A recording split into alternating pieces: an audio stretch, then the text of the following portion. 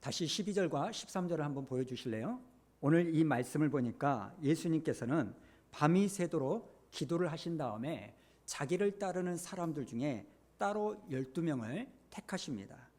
그런데 실제로 예수님의 제자들은 훨씬 더 많았죠. 뭘 보면 합니까? 70인의 제자, 이 이름만 들어도 아는 겁니다.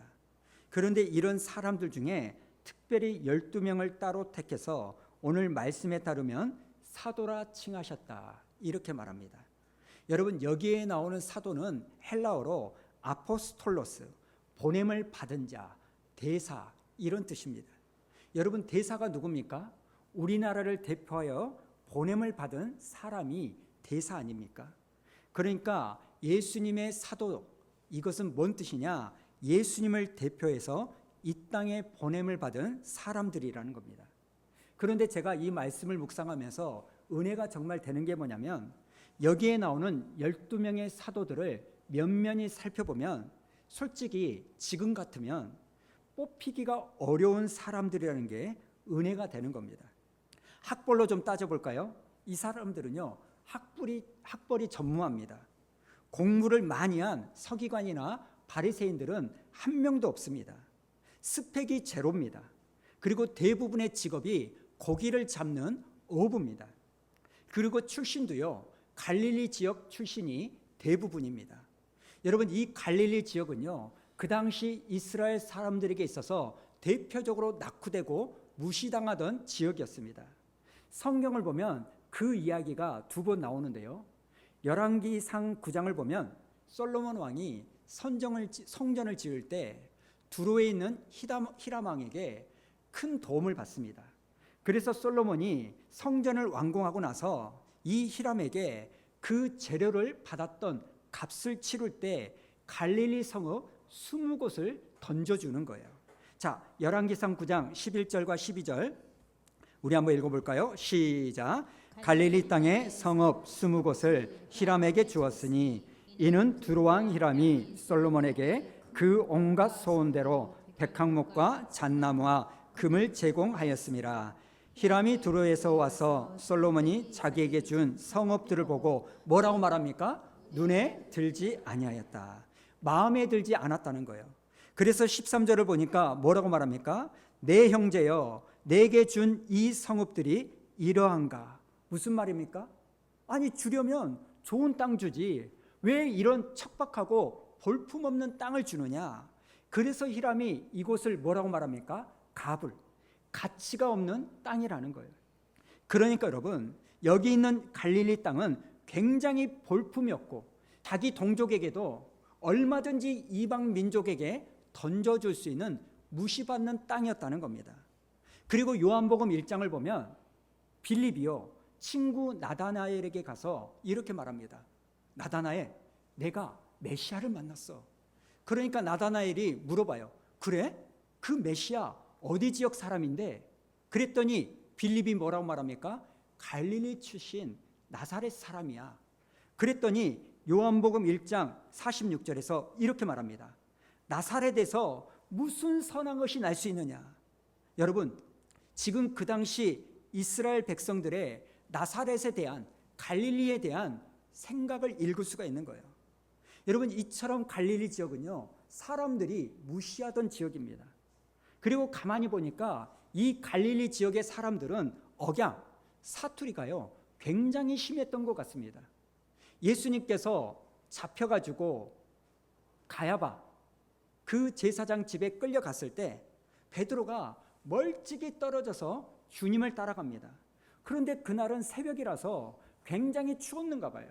그래서 이 베드로가 불 곁에 가서 불을 쬐고 있는데 어떤 사람이 이렇게 말합니다. 자, 마태복음 26장 27절 읽어볼까요? 시작. 조금 후에 곁에 섰던 사람들이 나와 베드로에게 이르되 너도 진실로 그 도당이라 네 말소리가 너를 표명한다 하거늘. 지금 들통이 나는 거예요. 영어 성경을 보니까 your accent, 무슨 말입니까? 네 말투 때문에 네가 드러나게 됐다, 이 뜻이에요. 예를 들면 이 베드로가 경상도 사람이라면 어떻게 말을 했을까요? 야, 너 예수 따라다니던 그 사람이지? 그러니까 이 베드로가 경상도 사람이라면 아니라 해, 나는 아니라 해, 웃기려고 별짓을 다 하죠. 전라도 사람이라면 아니란게요, 이러지 않았겠습니까? 충청도 사람이라면 어떻게 말했을까요? 너 예수 따라다니는 사람이잖아. 그러니까 지는 예수 몰라요, 모른단게요. 이렇게 갈릴리 사람들은요, 그 액센트에서 티가 나는 거예요. 여러분, 지금 사도들은요, 학벌도 없죠, 출신도 그렇습니다. 그러면 성격이라도 좋아야죠. 대부분이 다혈질이에요. 칼로 귀를 잘라버린 이 베드로, 그리고 야고보와 요한은 형제인데 욱하는 게 습관이어가지고 예수님이 두 사람을 뭐라고 별명을 짓습니까? 우레의 아들이다, 이렇게 말합니다. 누가복음 9장 53절을 보면 예수님께서 예루살렘을 가려고 사마리아를 통과하려고 하는데 이 사마리아 사람들이 예수님을 못 가게 막는 거예요. 그랬더니 이 야고보와 요한이 열받아가지고 그 다음 54절에 뭐라고 말합니까? 빨간 글씨만 읽어볼까요? 시작. 주여, 우리가 불을 명하여 하늘로부터 내려 저들을 멸하라 하기를 원하시나이까. 무슨 말이에요? 불로 하나님 쓸어버릴까요? 자기 마음에 안 들면 이런 말을 했던 사람들이 예수님의 제자들입니다. 그리고 제자들 중에는 독립을 위해서 항상 품에 칼을 품고 다니던 열심당원 시몬이 있었어요. 그리고 또 여러분, 의심이 많은, 항상 믿지 못하고 의심만 하는 도마가 있었습니다. 여러분, 이렇게 제자들은요, 쌀벌한 공동체였습니다. 베드로 형님은 말하다가 화를 하지, 야고보와 요한은 툭하면 욱하지, 누구는 칼을 품고 다니지.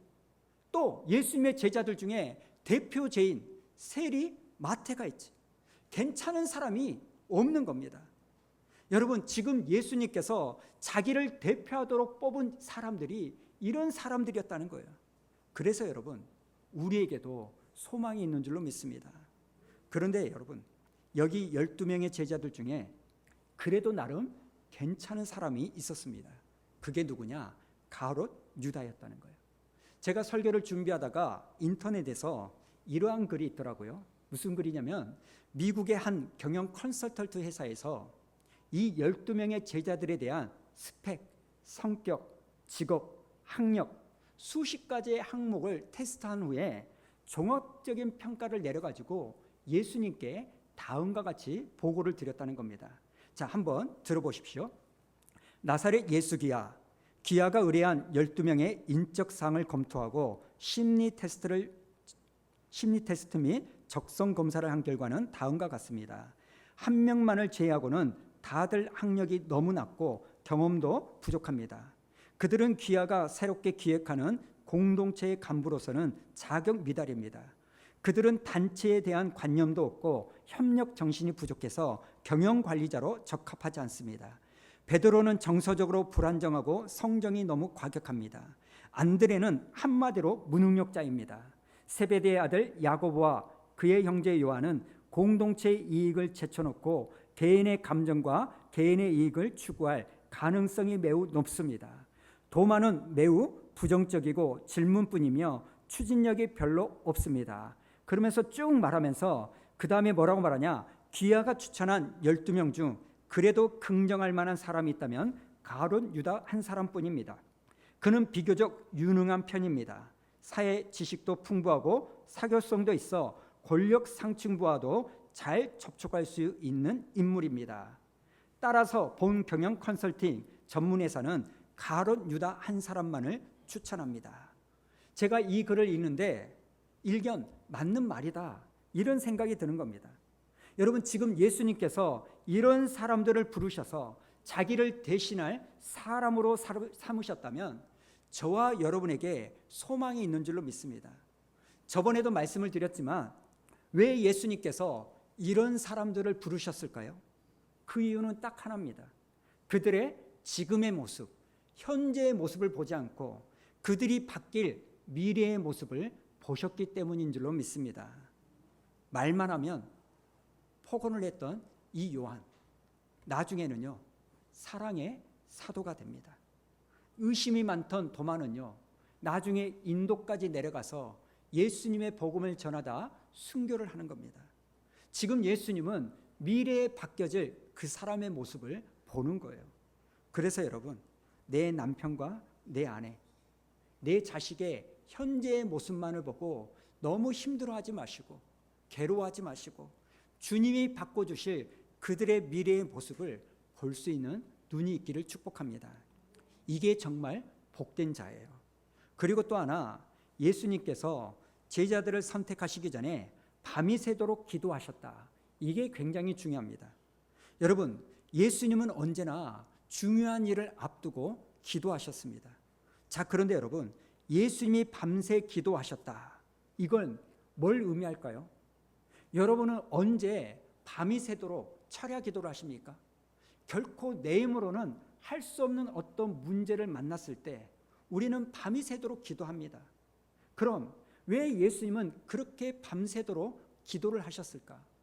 제가 묵상해 보니까 제가 생각하기에는요, 지금 예수님께서 12명의 제자를 선택하시면서 아마 자기를 팔게 될 이 가룟 유다를 포함시켜야 되나 말아야 되나 이 고민이 있으셨던 것 같아요.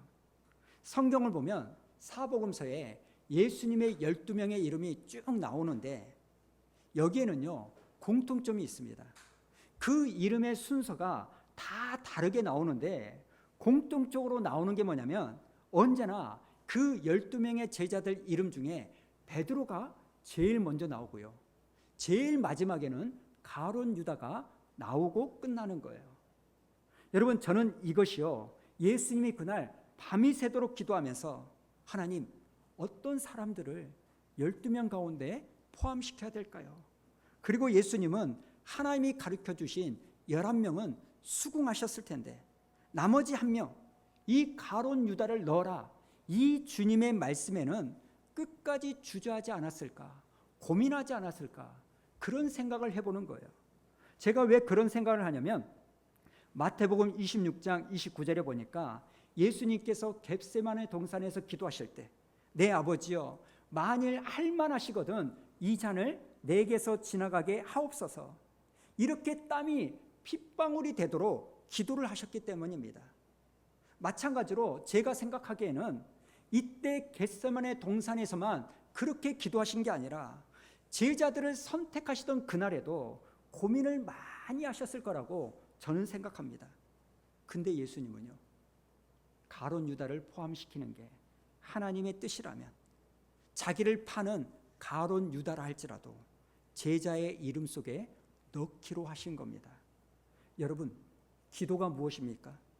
기도는요, 내 뜻과 내 계획을 하나님께 가지고 가서 하나님을 설득시키는 작업이 아닙니다. 하나님, 내가 이번에 이런 장사를 합니다.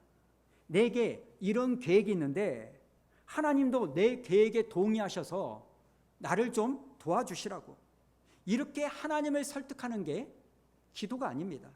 오히려 기도는요, 내 뜻과 내 계획이 이렇게 있지만 그것에 대한 하나님의 뜻을 알고 하나님의 뜻에 대한 내 생각을 바꾸는 시간이 기도인 줄로 믿습니다. 그래서 오해하시면 안 돼요. 내 기도를 관철시키는 게 기도가 아니라 내 뜻을 바꾸고 꺾는 게 기도인 줄로 믿습니다. 이게 오늘 예수님께 배워야 될 기도의 모습입니다. 자, 그리고 오늘 본문에는 나오지 않는데 똑같은 본문에 나오는 마태복음에 보면 이렇게 12명을 택하신 다음에 다음 날 12명을 파송합니다. 그런데 예수님께서 파송을 하면서 당부하는 말씀이 있는데 그 중에 약간 이해가 되지 않는 말씀이 있습니다. 자, 마태복음 10장 16절 우리 한번 읽어볼까요? 시작. 보라, 내가 너희를 보냄이 양을 이리 가운데로 보냄과 같도다. 그러므로 너희는 뱀같이 지혜롭고 비둘기같이 순결하라. 아멘. 여러분, 이 말씀을 가만히 봐보세요. 좀 야속하지 않습니까? 지금 예수님이 뭐라고 말하냐면 내가 너희들을 세상에 보내는데 이 세상이 뭐와 같다는 거예요? 이리와 같다는 거예요. 지금 내가 이 때가 가득한 세상으로 너희들을 보내는데 세상은 이리요, 너희는 뭐라고 말합니까? 양이라고 말하는 거예요. 여러분 한번 생각해 보세요. 이리한테 양을 보내면 어떻게 됩니까? 잡아먹혀 버립니다. 아니, 이리 같은 세상에 우리를 좀 보내시려면 사자나 곰처럼 만들어 놓거나 아니면 이리와 대등한 이리로 나를 만들어서 보내줘야 되는 거 아닙니까? 적어도 그 정도 만들어서 보내야 내가 세상을 정복하든지 말든지 하지. 이리 같은 세상에 양을 보내시면서 우리는 어떻게 살라는 겁니까? 그런데 여러분, 여기에는 놀라운 영적 비밀이 있는 겁니다. 아니, 왜 예수님은 이리 같은 이 세상에 제자들을 양으로 보내시는가? 두 가지 영적 의미가 있는데요. 첫 번째가 뭐냐? 역설적이게도 교회사가 증명을 하는데 저와 여러분이 그리고 교회가 양의 모습으로 세상에 나아갈 때만 이리 같은 이 세상을 정복했다는 사실입니다. 여러분, 이게 영적 비밀이에요. 여러분, 이 세상은 어제나 지금이나 내일도 여전히 이리와 같은 세상입니다. 그리고 교회는요, 양처럼 힘이 없었을 때가 있고 또 반대로 사자나 곰처럼 힘을 가졌을 때가 있었다는 거예요. 여러분, 역사를 가만히 생각해 보세요. 사도행전에 나오는 이리에게 보내진 양과 같은 그 교회 성도들이 많았습니다. 초대교회 성도들은요, 얼마나 핍박과 순교의 아픔을 당했는지 모릅니다. 사진을 한번 보여주세요. 굶주린 사자들에게 먹이가 되었고요. 그 다음 사진을 보면 네로 황제 시절에는요, 길거리를 밝히는 기름이 아깝다고 예수 믿는 사람들을 잡아가지고 장대에 매달아서 그 사람을 불을 질러가지고 그 네로 황제 시절에 그 로마의 길거리를 밝혔어요. 기름이 아깝다고 예수 믿는 사람을 태워가지고요, 그 타는 불빛으로 거리를 밝혔어요. 이 모든 상황에서 그 초대교회 성도들의 모습은요, 양과 같았습니다. 그런데 역설적이게도 놀라운 일들이 일어나는데 이 초대교회 성도들이 죽음을 두려워하지 않고 찬송을 부르며 순교하는 이 모습을 보면서 사람들이 이상한 생각이 드는 거예요. 아니, 도대체 저들은 어떻게 해서 죽음을 두려워하지 않지? 도대체 예수가 누구간데 저렇게 찬송을 부르며 죽어갈 수 있을까? 이 보는 사람들이 이걸 생각하는 거예요. 그리고 놀랍게도 나중에 로마 제국이 기독교를 국교로 받아들이는 거예요. 여러분, 양에 불과하던 우리 기독교가 이리 같은 그 로마를 잡아먹은 겁니다. 여러분, 이게 영적 비밀이에요. 이전에는 예수를 믿으면 핍박을 받았는데, 이전에는 그랬는데 지금은 예수를 안 믿으면 핍박을 받는 시대가 된 겁니다. 그래서 사람들이 교회가 가진 이 힘이 무서워서 교회 안으로 오기 시작합니다. 이제 교회는요, 사자나 곰 같은 힘이 생기기 시작했습니다. 그런데 그 결과가 무엇입니까? 교회는요, 그렇게 힘이 강력했지만 그 어느 때보다 타락했고, 진짜 하나님의 사람들은 교회 안에서 찾아보기가 어려워졌어요. 여러분은 중세교회가 얼마나 타락했는지 잘 아시지 않습니까? 여러분, 이게 교회사의 비밀입니다. 한국교회도 마찬가지 아닙니까? 우리 한국교회가 이리 같은 이 세상을 언제 정복했습니까? 기독교가 우리나라 처음 들어왔을 때, 교회가 양과 같이 연약했을 때 이 세상을 정복했습니다. 그리고 지금 한국교회는요, 그 어느 때보다 강한 힘, 파워, 영향력을 가지고 있습니다. 대통령 중에 장로 대통령이 3명이나 나왔고요. 국회의원 가운데 예수 믿는 사람들이 제일 많습니다. 이제 선거 때는 교회의 눈치를 정치인들이 제일 많이 봅니다. 그런데 역설적이게도 그 어느 때보다 힘이 강한데도 이 한국교회는 너무나 많은 비난과 조롱을 받고 있는 겁니다. 여러분, 이게 영적 비밀입니다. 여러분, 우리는 양과 같은 모습이 있을 때에만 이 세상을 정복하고, 사자와 같은 힘이 있을 때는 이 세상을 정복하지 못하고 타락했다는 것을 기억하시기 바랍니다. 그래서 여러분, 우리가 이리 같은 이 세상을 이길 수 있는 길은 우리가 양의 모습으로 걸어가는 인생인 줄로 믿습니다. 그리고 또 하나, 지금 예수님께서 이리 같은 이 세상에 우리를 양으로 보내시는 이유가 있습니다. 여러분, 양과 사자의 차이가 뭡니까? 양과 곰의 차이가 뭡니까? 사자와 곰은 스스로 강하기 때문에 목자가 필요 없습니다. 그런데 양은 유일하게 목자 없이는 살 수 없는 존재라는 거예요. 여러분, 양은요, 강한 발톱도 없고 강한 이빨도 없고 빨리 달리지도 못합니다. 그래서 목자 없이는요, 살 수가 없는 거예요. 오늘 예수님께서 내가 너희를 세상에 보내는데 사자가 아니라 곰이 아니라 양과 같이 보내겠다, 그 말씀은 내가 너희의 목자가 되어주겠다, 내가 너와 함께 가겠다, 그런 뜻인 줄로 믿습니다. 마태복음 28장 마지막을 보면 이렇게 말하죠. 19절에 보니까요, 너희는 온 천하에 다니며 만민에게 복음을 전파하라, 이렇게 지상명령을 주시면서 한 가지를 덧붙입니다. 뭐라고 말합니까? 내가 세상 끝날 때까지 항상 너희와 함께 하겠다. 아멘. 여러분, 사자와 곰은 혼자 갈 수 있을지 모르지만 양은 우리는 결코 혼자 갈 수 없습니다. 지금 주님께서는 너희들은 양으로 세상에 보내어졌기 때문에 네 혼자 스스로 살려고 하지 말고 나를 의지하고 나를 따라가고 나를 통하여 너의 삶을 열어가라 말씀하신다면, 여러분, 이 세상 여러분이 가진 힘으로 아둥바둥 살 게 아니라 여러분의 그 무거운 짐을 주님께 맡김으로 주님을 도우심을 받고 살아가는 저와 여러분 되기를 축복합니다. 그런데 여러분, 예수님께서 이렇게 말씀하신 다음에 한 가지를 더 당부하셨습니다. 16절을 다시 한번 보여주실래요? 뭐라고 말하냐? 뱀같이 지혜롭고 비둘기같이 순결해라. 저는 이 말씀을 읽을 때 좀 의문이 들었습니다. 뒷부분에 나오는 비둘기처럼 순결해라, 뭐 이건 당연한 건데 왜 하필이면 지혜로워야 될 때 뱀같이 지혜로워야 될까? 여러분, 성경에서 뱀은요, 항상 마귀, 사탄을 의미하는 거 아닙니까? 에덴 동산에서 이 마귀가 뱀으로 위장해가지고 아담과 하와를 유혹했습니다. 예수님도 앱뱀, 마귀, 사탄 이렇게 말합니다. 그런데 왜 하필이면 지혜로울 때 뱀을 갖다 대서 뱀같이 지혜로라 이렇게 말했을까?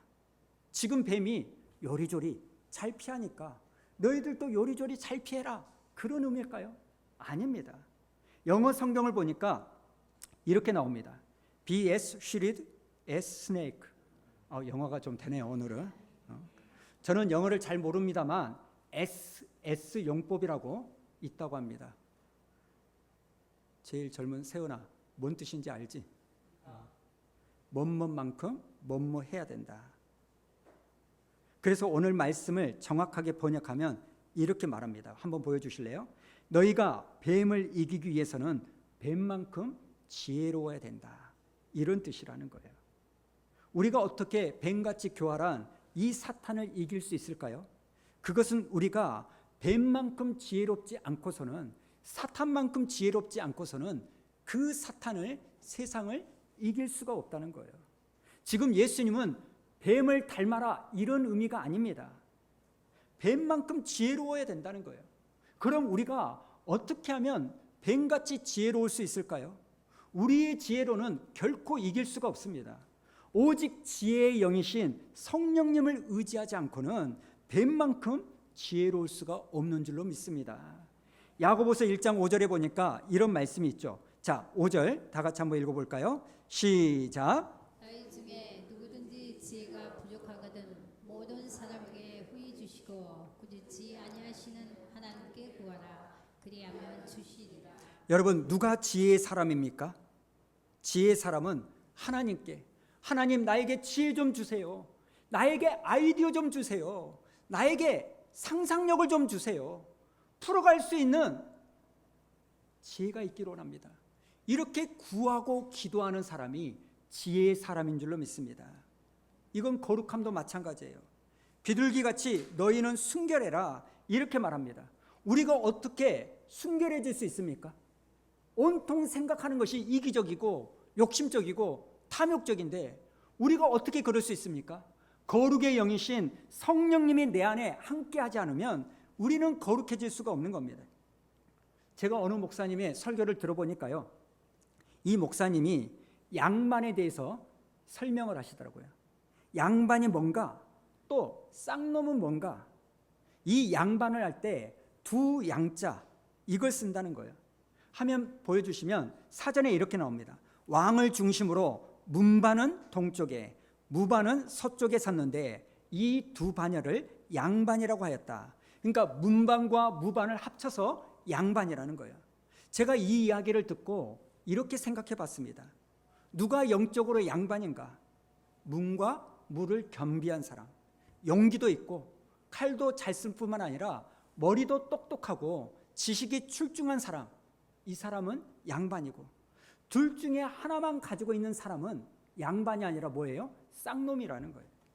용감하고 칼은 잘 쓰는데 무식해, 책도 안 읽어, 지식이 없어, 그럼 쌍놈이에요. 또 머리는 똑똑하고 아는 건 많은데 비겁해, 결정적인 순간에 도망가, 그럼 누구예요? 쌍놈이라는 거예요. 뭐 이것도 없고 저것도 없는 것은 말할 것도 없고. 그래서 제가 우리도 영적으로 양반이 되어야 되겠다.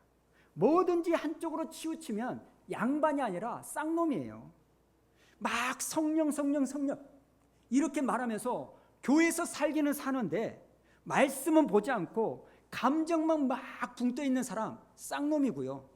제자 성경 공부, 성경 멱독 이런 건 잘하는데 성령님의 역동적인 역사를 인정하지 않으면 그 사람도 쌍놈이고, 둘 다 안 하면 말할 것도 없고, 뭐 뱀같이 지혜롭게 세상에서 하는 일은 똑똑하게 너무 잘하는데 그만 세상과 섞여가지고 거룩을 잃어버리면 그것도 쌍놈이고, 뭐 자기는 순결하게 산다, 정직하게 산다 이렇게 말하지만 지혜가 없어가지고 안 해도 되는 그 고생을 하고 있는 사람, 그러면서 이게 다 주님의 뜻이라고 그렇게 사는 것도 쌍놈이고.